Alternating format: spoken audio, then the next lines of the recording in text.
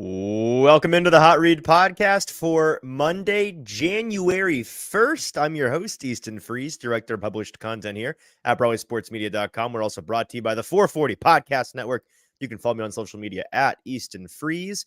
I am joined, recording live as always, on a Sunday afternoon. So this is New Year's Eve, December 31st, by producer JT, who you can follow on social media at JT_Ruhnke. JT, how are you? Happy New Year's Eve. And for folks that are listening to the podcast not live in post, Happy New Year.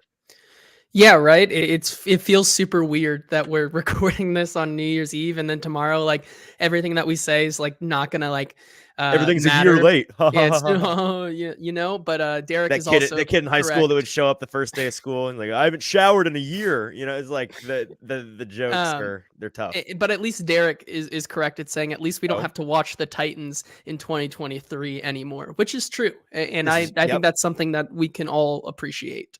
No, absolutely. And we're excited to not talk about this Titans game, but talk about everything besides the actual game. And we're excited that there's only one game left of this version of the Titans that we have to endure before we can talk about what should be a really, really exciting offseason draft. Ton of money to spend in free agency, a lot of moving parts, and a lot more to be happy about, to be excited about as a Titans fan coming up after just one more game. With this version of the Tennessee Titans. We are going to discuss the Titans getting rolled by the Texans in Houston, one of the worst football games that I've ever had to sit through and watch the entirety of. It was uncompetitive. It was uncompelling. It was a disaster. It sucked. It was gross. But we're going to talk about that and the few things there are to gain there. We'll talk about Mike Vrabel and like the job security situation. I want to touch on Peter Skoronski a little bit because folks had some thoughts on him this past week and especially after this game. We'll talk about anything that you want to talk about regarding that game in the comments, of which there are many of you already tuning in. I see Joey and Derek and Evan and Dr. Knockers and Nick already all in here in the comment section. You can join them by going on over Broadway Sports Media's YouTube page. That's Broadway Sports Media on YouTube. Find this live stream there, and in the comment section on YouTube, that's where you can leave your comments, and we would love to hear your thoughts, questions, comments on this game or on anything else Titans related that you would like for us to discuss in today's episode. Do us a favor, if you are listening live, help us out by spreading this show as best you can. Hit like on YouTube, hit like or retweet on Twitter, hit like or share on Facebook, copy the link, send it to a buddy that you think might be interested in today's show. Whatever you can do to help us get as many live eyeballs on today's product as possible. Be very helpful to us. It'd be considered a end of 2023 gift to us from you. I would very much appreciate that. So thanks in advance for helping us out there. We are brought to you today, as we always are, by Boom Boss Craft Pizza and Tap House. Going to tell you all about them and the lovely situation they've got with 3 Middle Tennessee locations in the Nashville area. We love it at Boom Boss. We'll tell you more about that later on in today's show. But JT, let's go ahead and dive right into what was a game of all time. The Titans lose. I've blocked the score. 26-3. Is that the final score? Does that sound right? Yeah, I think so. I think that was the correct score. That's how bad it was. The final 25 it was minutes it was a lot to time, a little. I was that's half for sure. paying attention. It was a lot to a little. I know the Titans only scored 3 points. That part I can guarantee. But you just look up and down this box score. The Texans almost doubled the Titans' first downs, had nearly 10 more total plays run, nearly doubled their total yards, actually had fewer drives than the Titans did somehow. But they had 5.1 yards per play to the Titans' 3.5. It was a disaster class for the Titans. And seeing the Texans offense and the Titans offense juxtaposed on the same screen in the same game was brutal. It was a master class in function and dysfunction. It was so night and day how the Texans, when they wanted something to work, they got it to work. Pretty much anything. And the Titans, if they wanted anything to work, it was a miracle if they managed to get it to work. And that goes for anything. Two teams that are really on polar opposites of their trend line right now. The Titans certainly trending down. This felt like a bit of a new rock bottom for them, JT, which is fitting and not all that surprising. And I don't think it's that indicting considering the skeleton crew of a team that they rolled out there this week. A group that the players that were out there were either guys you don't know or guys you do know and aren't very good. I mean, I'm going to try to find this on the fly here. I meant to bring it up before we started recording today, but I put out, I think it was yesterday, maybe on Friday, a list of the Titans' current IR situation. The players that they currently have on IR is a very, very lengthy one, and there are many really talented players just not playing for this team right now because, frankly, why would they, right? And I'm struggling to find this. Maybe here we go.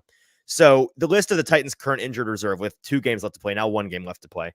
But going into this game, tight end Josh Wiley, wide receiver NWI, wide receiver Kyrus Jackson, running backs Julius Chestnut and Hassan Haskins, tackles Chris Hubbard and Nicholas Petit-Frere, defensive tackles Jeffrey Simmons, Kyle Pecco, and Shaquille Brown, linebackers Luke Gifford, Chance Campbell, Joe Jones, and Jack Gibbons, cornerback Christian Fulton, safety Monty Hooker, and punter Ryan Stonehouse. That is, I think, 16 players, something like that.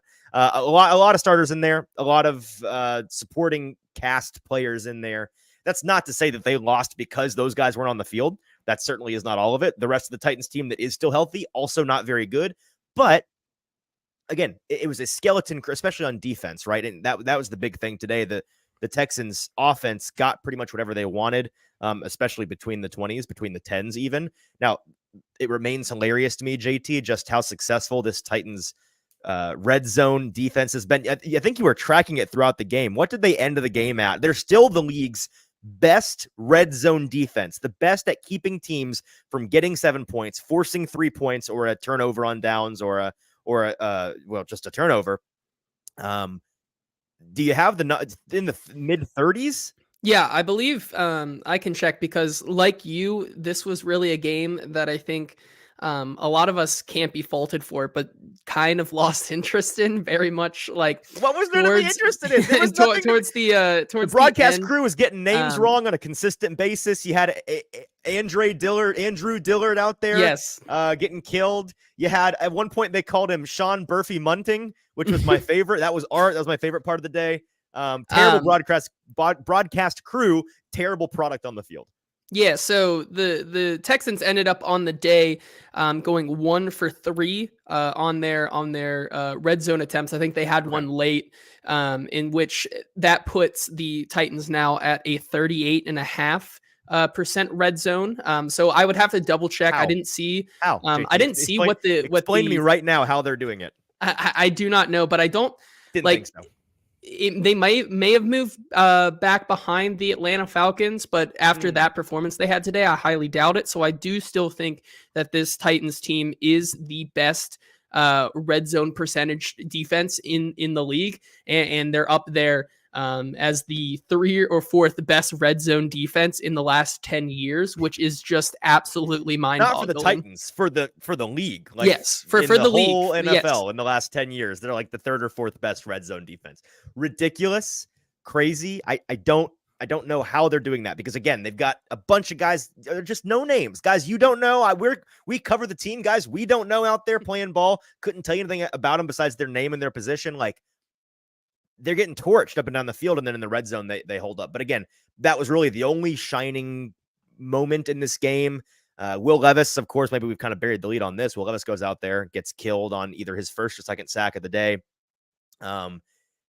Tough moment for the John Njoku hive, of which we've kind of flirted with. We've not been full-blown John Njoku guys on this show, but like I was in favor of seeing what they had in the kid in this game and in the end of the season here, as it's fact-finding time for the Titans and seeing what they've got in their players.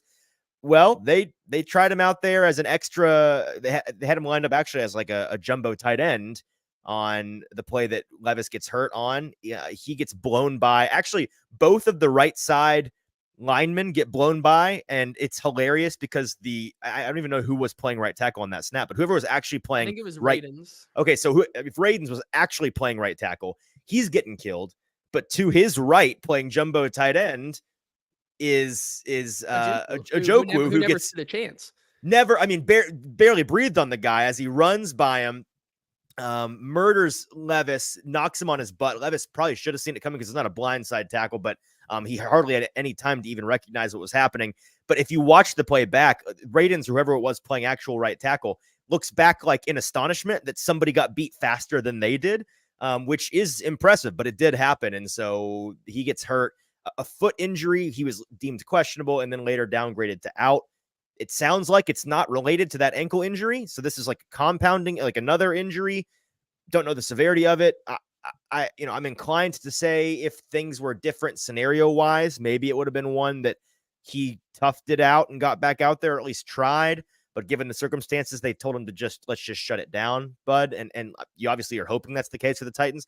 Either way, the good news is, and folks that are beating their chest who were staunch anti, don't play Levis this week. You can't play him behind this line. It's a nightmare. It is a nightmare, but it was always the right decision to get Will Levis as many snaps as humanly possible in his rookie year. No matter what that looked like, those live reps are invaluable. And so getting as many as you can, even if it means getting hurt, I think is still worth it because, again, you've got a whole offseason for him to heal up.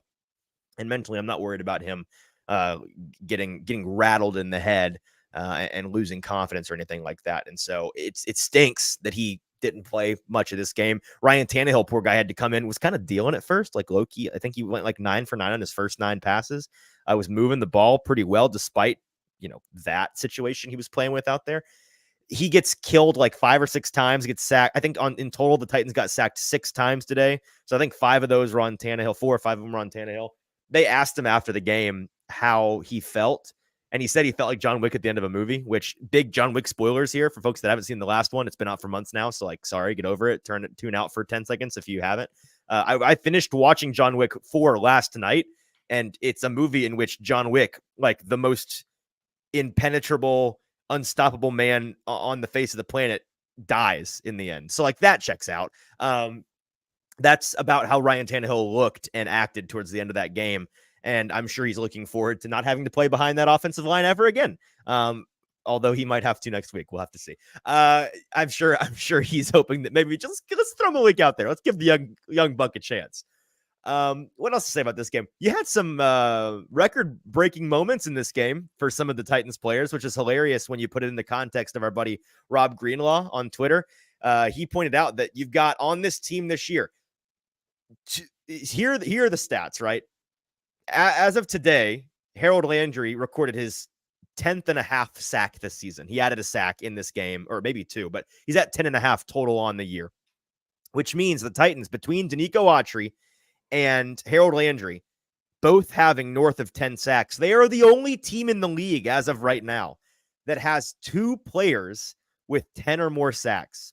Again, don't ask me how. I don't know. But you also saw DeAndre Hopkins exceed 1,000 yards of receiving today. JT, look at how many yards did he have in total today? I think he had over 100, but I may be wrong about that.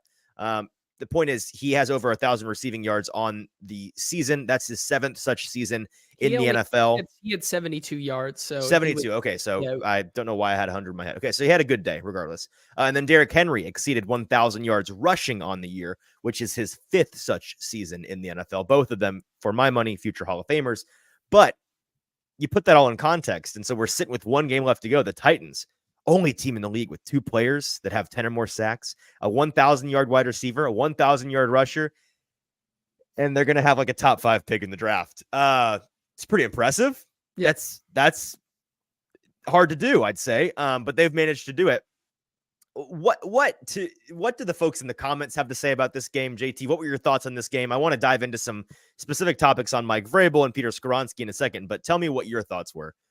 Yeah, I mean, this was one of the games where I found it hard to keep watching. I'm going to be honest. Me like, 10 minutes left in the second quarter, and you're like, can we not? Can I just drink myself into oblivion? And I said, no, you may not. I mean, on New Year's Eve, I was like coming into the mentality, work hard, play hard, like I'm going to have a good time with some friends and family later. But I was like, got to be sober right now. And that game made me not want to be sober, like whatsoever.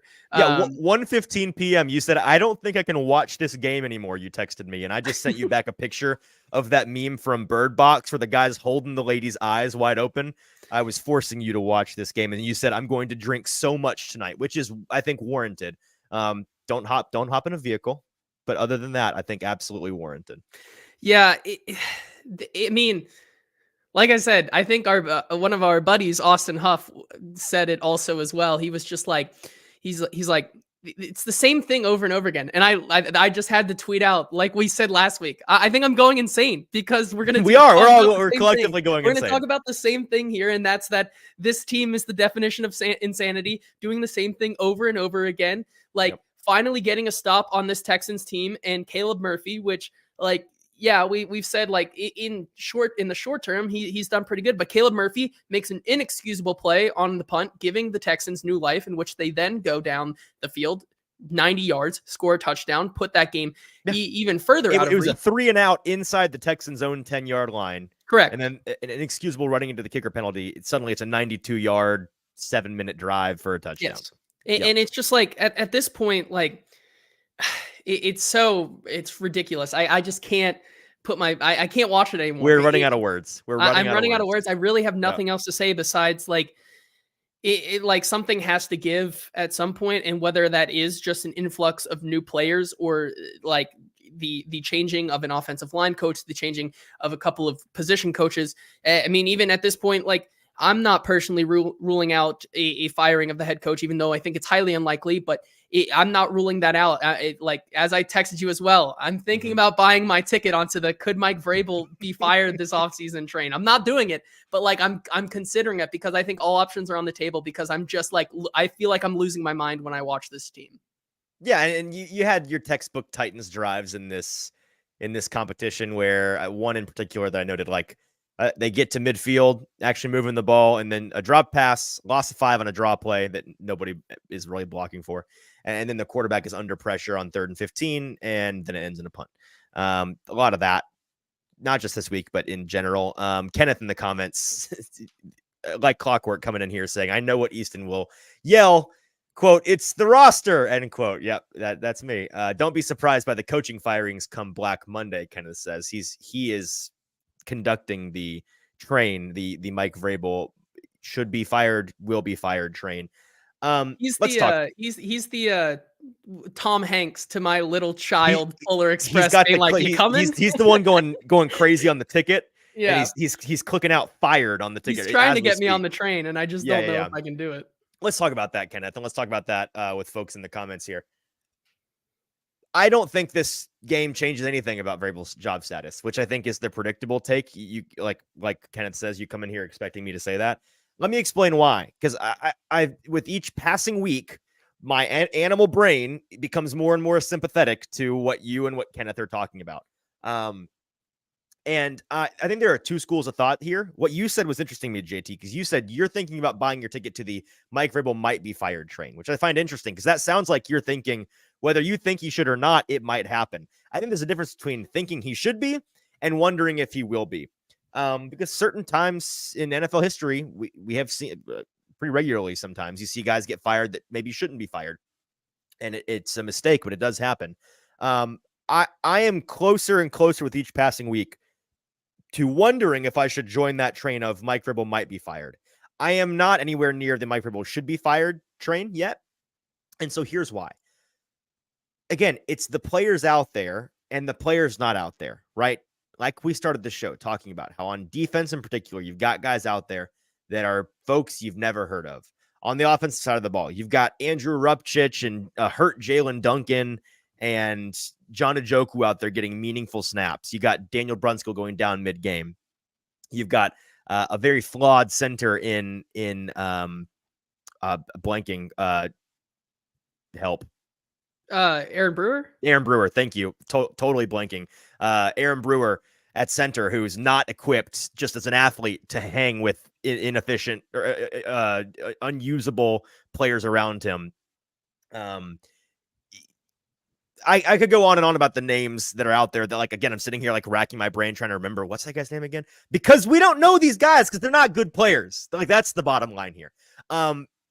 They came into this game knowing they'd be playing a lot of those guys. Like you saw on Saturday, the guys that were being brought up as active game day roster participants and folks that were on this roster as the official starters in this game who you're like, who, what, huh? Kevin Rader's out there getting meaningful snaps. Like it's a bunch of that out there. And I don't think Mike Vrabel rolls into this week. This is my number one reason why I don't think it changes anything. He does not roll into this game, into this week with the roster situation as he had it without having a semblance of security in not worrying about doing anything to lose his job the rest of these last two games. I'm having a hard time articulating this point, I guess, because I don't know for a fact that there are certain players that didn't play in this game that could have. But when you look at the list of guys on IR, especially in the past like 2, maybe 3 weeks since it's become excruciatingly clear, like since the Titans literally got ruled out of the playoffs, like it's not possible. And then suddenly you see guys going on IR and you're like, really? Josh Wiley's going to IR? Jeffrey Simmons is going to IR with 4 games left in the season? The NWI is going to, Amani Hooker's going to IR? Jack Gibbons is going, really? And those moves where, we're tuned into the injury situation, we know as well as anybody on the outside could know, and then you see those and you're surprised by it. That to me indicates like this is a pack it in situation a little bit here, right? Like maybe some of these guys really did have to go to IR, and maybe some really couldn't play. But when you're in a fact finding situation like this team is, where with players like Amani Hooker and Jeffrey Simmons, and to an extent, Jack Gibbons and NWI, you kind of know what you have in those guys. Josh Wiley, a young guy who you're confident you're going to have around next year anyways. Moving them to IR doesn't really mean much. It's a bummer to them as a person, but you move them to IR. It doesn't really hurt the team as far as what the objective is. And the objective, of course, is to find out what you have in the guys you don't know about. And those guys you already know about. And so, again, I'm not saying they could play through their injury. I'm not saying they're only on IR because the Titan season's over. But I'm saying it kind of looks that way, right? I don't think that's tinfoil hatty at all to say that there's probably a lot of players not playing right now for this team that if they were competing for a playoff spot would absolutely be playing. Yeah, at least specifically players who in some cases know that they will be on this team going forward or Right. are still under contract or are players that have always been around this team that they most likely will bring back. Like you have guys like, I'm pretty sure Sean Murphy Bunting has been playing through injury this entire time, but because he's on a 1-year contract, like the dude's not going to go on IR because that hurts his stock as well as like his chance to get a better contract next year. And so like guys like that, I think who aren't under the security of a contract right now, I think that's why you're seeing them out there. So I don't think that's ridiculous to say whatsoever. And my grand point in bringing that up, again, because we're talking about Vrabel and his job security, is to say I don't think he rolls into these final weeks like this with kind of that pack it in roster management mentality. I don't think him and Rain are doing that if they weren't both secure in what their long-term future, or at least mid to long-term future with this team looks like. And that is not being fired on Black Monday, like Kenneth is alluding to. Now, that's not, and Kenneth did say coaching firings. So if he's alluding to other coaches on this team potentially getting fired, I won't begrudge that at all. I'd imagine after any team finishes 5-12 or 6-11, which the Titans will be doing at this point, I'd imagine any situation like that for any team is going to result in some heads rolling. It kind of has to, right? And so let's talk about that in general, because we've beaten this drum. I hate talking about this because we don't know the answer of what's going to happen. And I've made my point exceedingly clear. I'm sure folks like Kenneth who disagree with me are tired of me saying the same thing over and over. And listen, I'm tired of saying it. Like, I think my position's clear at this point, and nothing has happened to really change that. Folks who disagree with me, your position is clear. I understand your position. I don't think anything's really happened to change that much. You might argue that games like this change that. I really don't think that they do. But the bottom line is we're going to find out soon, right? We're going to find out what's going to happen. And I had a friend of mine, Caden Dreyer. If you happen to see this, Caden, what's up?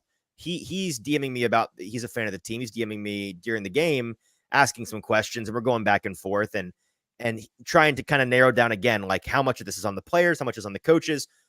Again, to reiterate for the millionth time, it's like everything in life is there's a gray element to everything. Nobody is faultless on this 5-11 team at this point. Nobody. Everybody is at fault. Mike Vrabel's at fault some. Rand Carthen's at fault some. Every player is at fault some. Every coach is at fault some. It's about figuring out who's actually got the majority of the blame. Who's really at fault, right? Who's the most at fault? And the bottom line for this team for me is this. Yes, they may need better coaching at certain positions, at maybe a coordinator position, maybe at head coaching positions, or the head coaching position. That may be the reality. I don't necessarily think so, especially I think the head coach and the 2 coordinators, I think they're all good at their job. I don't think they need better there. But it's a possibility. Like, I'm not going to say definitively that there isn't serious issues there. The problem for me, and the reason why I don't feel comfortable saying definitively the coaching is or isn't good at any position on the coaching roster, is that we know for a fact that they absolutely need much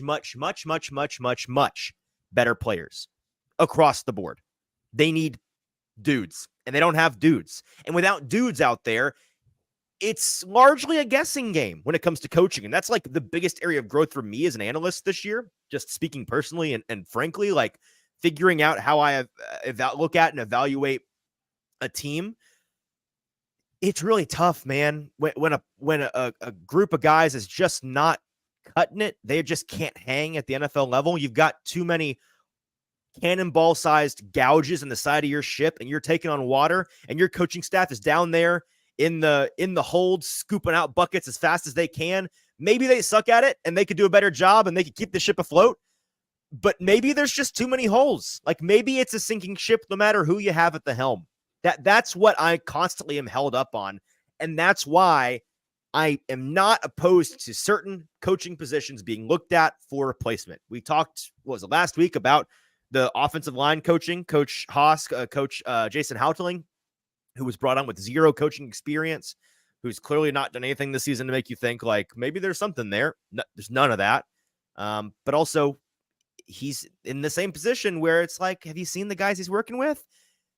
I'm not opposed to the people in that building deciding, yeah, we need to make a change. I'm not going to push back too hard on fans who are like, I'm confident they need to change, because I understand where you're coming from. I really do.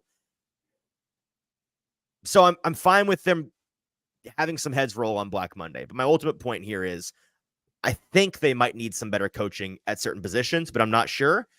I know they need a lot better players on this team. That no matter what the actual issue is, whether or not you know there's an issue at coaching, it's not as big an issue as what they have on the personal side of the ball. JT, that was kind of choppy, and I know that was kind of all over the place. That makes sense. Do you understand what I'm saying? Yeah, I mean, I think that makes sense, but at the same time, it also is just kind of like there are also things that just have happened week and week over and over again. Like penalties is a huge thing. Yeah, it is the biggest thing for this team. Let's talk about that a little bit. I think that I don't know if it's what Vrabel is teaching or if it goes down to the level below that says this is a personnel coach, like the position coach, like if that is a thing. Like, there seems to be such a lack of discipline right now on this team that I don't, and to your point, like, also, like, if the players are just bad, like, there's a difference between like this being Vrabel's fault, but also like I don't know inside that locker room if what this is the direct result of what Vrabel is coaching, but also like the players just like they're just not starting caliber players. So let me make both sides of that argument, because I think this is on the Vrabel is not coaching well. The pantheon of arguments there, I think the most interesting one to me right now is the penalties thing, because you're right, the Titans are consistently week in and week out committing unacceptable penalties and repeat penalties from some of the same players doing the same things over and over. And I 1000% understand fans saying, man, that's coaching. That's got to be coaching. Because in general, we are taught to, and this is true, in general, how disciplined a team is on the field is, again, typically a reflection of how disciplined how tight a ship their coach runs, how well their coach does in teaching that discipline during the work week, right? I get that. 100% I do. Let me present the devil's advocate argument for that, because this is honestly where I kind of fall right now, and why I think it's not a thing for me with Vrabel, where I'm really concerned about that. Although if it continues maybe into next year with different players, maybe then I can be. We saw a Mike Vrabel coached team for years, be one of the more disciplined teams in the league when it comes to penalties, when it comes to game script, like game management, situational awareness, all of these things that the Titans right now are bad at, and all of these things that folks are pointing to and saying, look at this has got to be coaching. We saw him be the opposite of this for years with much better players. He's now got much worse players. And you see these guys, you see Dylan Radins jump off sides for the seventh consecutive game or whatever it is. And the camera on the broadcast pans to Mike Vrabel, who has this look of brokenness on his face. He's rubbing his eyebrows, rubbing his eyes, just defeated. And that to me, like if I'm reading the body language there, that to me is a guy that's saying, dude, we work with this player. We work with this group of players. We work with everybody on the team every single week on these things, teaching discipline every way we know how. And they're just not getting it. They just, it's not getting through to them. Maybe they're just not good enough to not commit the penalties.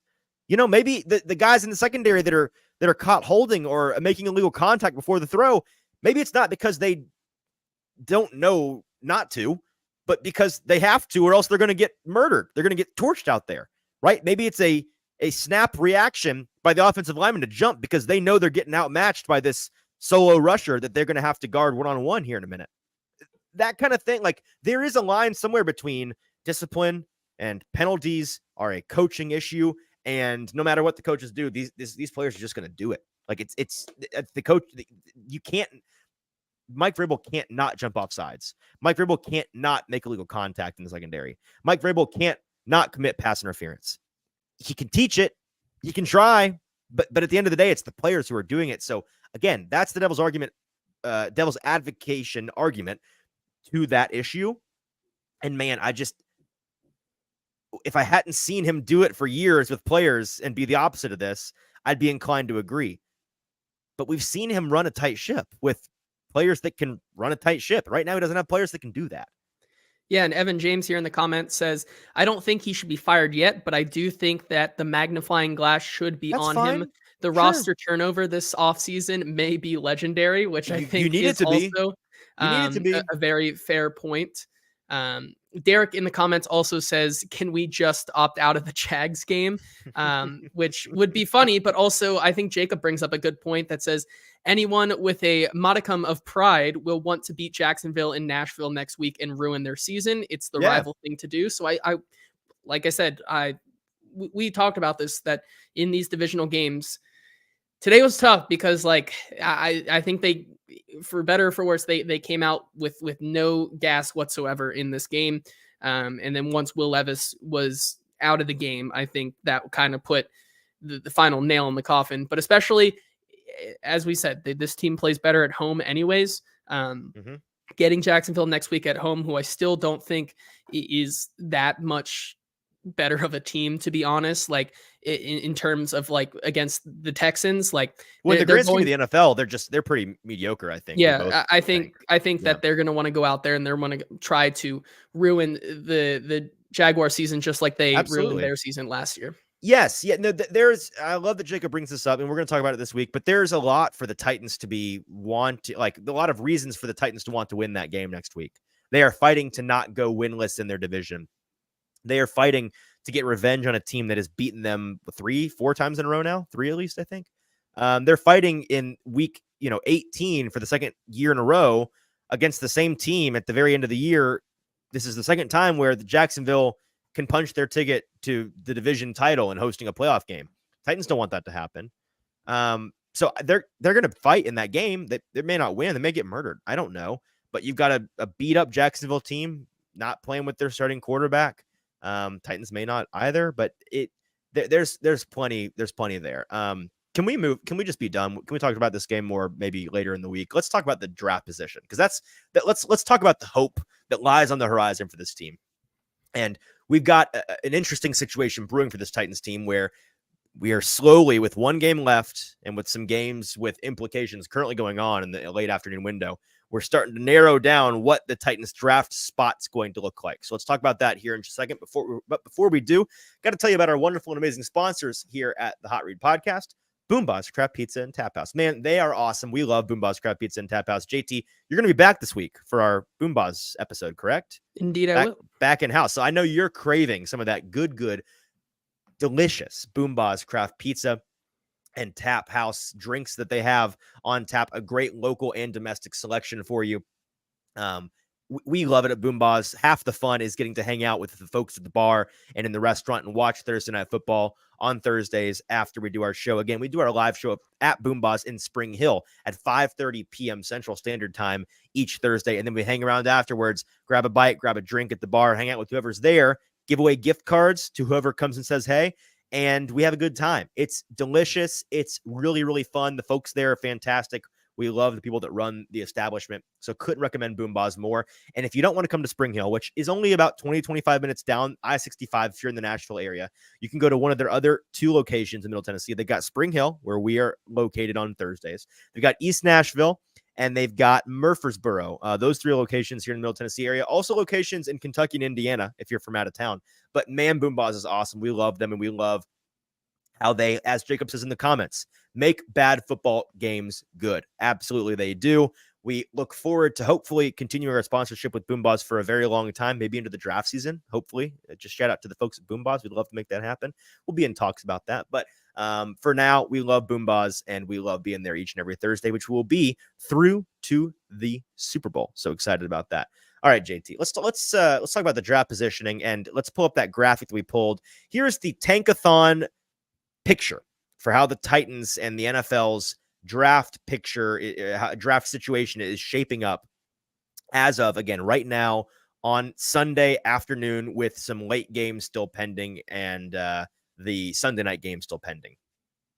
Titans are currently sitting at 6th. Now, functionally, they're at 7th because right now, and maybe things have changed since the beginning of the episode. JT, are the Chargers still looking like they're going to lose this game? Yeah, the Chargers are still, in fact, losing this game, and Easton Stick doesn't seem to be performing any better.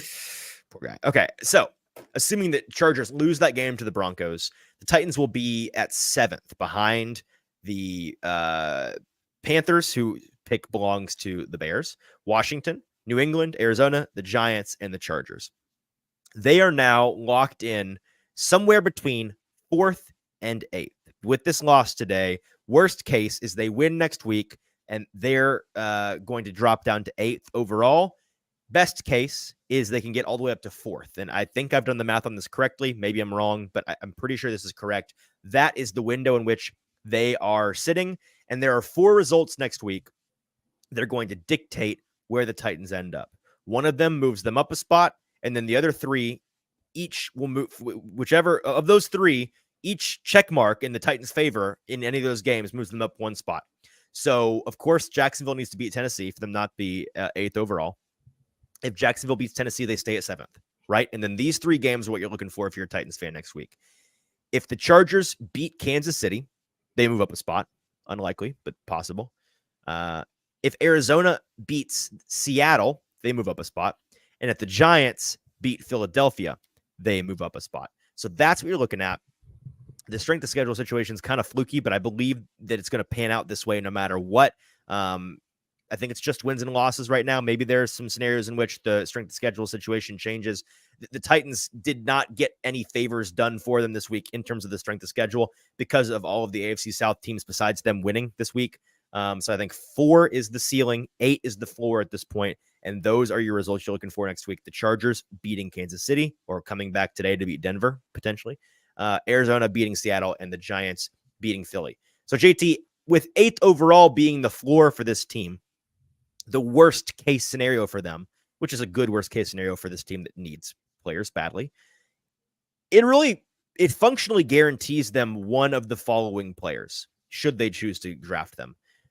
Tackle Joe Alt, tackle Olu Fashanu, wide receiver Marvin Harrison Jr., wide receiver Malik Neighbors, wide receiver Rome Odunze, or tight end Brock Bowers. Like those, and again, some folks gave me flack for including Rome Odunze into that. I've made this clear before. Let me make it clear again. And I think I'm speaking for JT here too. I don't really start my draft prep in earnest until the new year. New Year's tomorrow, so that's when I'll start. But until then, it's like I'm paying attention to the college stuff. I'm paying attention on social media. I'm briefly looking at some other folks' draft boards and becoming familiar with the situation, the players that are in the game here. But I don't really do our actual diehard evaluation where we're talking through top 10 players each position and ranking guys and having really strong opinions on them. That will all come in the new year. So that starts tomorrow. Looking forward to that. So if you think it's crazy for Odunze to be involved there, if you say so, I don't know. I've not really done the work on that yet. But the point is, I know that Joe Alt's up there. I know Uluf Chanda's up there. I know Marvin Harrison Jr. is up there. I know Malik Neighbors up there. I know Brock Bowers is up there. And if you get 3 quarterbacks in the top of the draft, which Titans fans should be, that's your number one non-Titans related, but Titans adjacent narrative that you want to push during draft season this year, Titans fans. So if you want to join the propaganda train, hop on. You need to push these quarterbacks up the list. And we know each spring, there's always a guy or 2 people they convince themselves on, they fall in love with. Ooh, did you see the kid at Oregon? Did you see the kid at Washington this year? Good player. Man, that Jaden Daniels, Heisman winner, Jaden Daniels. I mean, he may not be the top 2 guys, but he's a top 5 pick. Could happen. That's what you need. You need those narratives to just push those guys, get teams to convince themselves. JJ McCarthy won the national title. Whoa. I'm just saying, there's a lot of guys in this draft class that you could convince yourself get pushed up that board. And the more quarterbacks get pushed up the board, the more tasty skill position players get pushed down further into Titans range. And you get more and more of your pick of the litter, and your pick becomes more valuable. So that's what you want to be pushing. Yeah, this is good, JT. That's the situation on the draft. Any additional thoughts on that? I mean, just like you, I will say I texted you the other day. I just took a screenshot of the PFF mock draft simulator, and I just said, it calls to me. And I'm just fire up the machine. I'm ready, man. Blow the dust off. Yeah, I think it's going to be a fun offseason for sure. I can't believe we got 1 game to go, and so, what could happen? Maybe we'll spend at this time next week, we'll be laughing our butts off because the Titans shocked the world and got a win like that old Bengals team got against the Ravens that got the Bills that playoff berth one time. Maybe we're sitting here laughing at Jags fans next week because that's indeed what happened. But for right now, it's going to be a fun offseason, and I'm excited. All right. Well, do we have any news today? I don't want to cut you off before we get out of here, but do we have? I mean, the news is that the Best Bet Gauntlet. We can give updates on that, but besides that, I mean, we're fresh off the heels of before you say Titans what our record is. So we've had a really historic run on the Best Bet Gauntlet. The last 5 or 6 weeks, we've been 70%. We've just been printing cash, and it's been awesome. We've gotten kind of spoiled because you and I we're panicking a little bit in the early window, oh no, our week is falling apart. We're going to undo all our progress. We felt like we were finally having a nightmare week, and then we look up at the end of the early window and we're 3-3 on the day and plenty of room left to make money.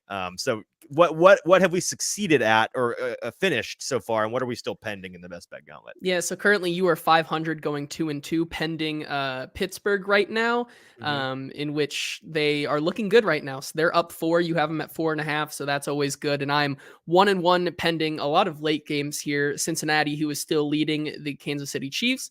The Chargers, who, like I said, are currently losing by 7 to the Broncos, and then Green Bay tonight as they take on the Jaren Hall-led Minnesota Vikings.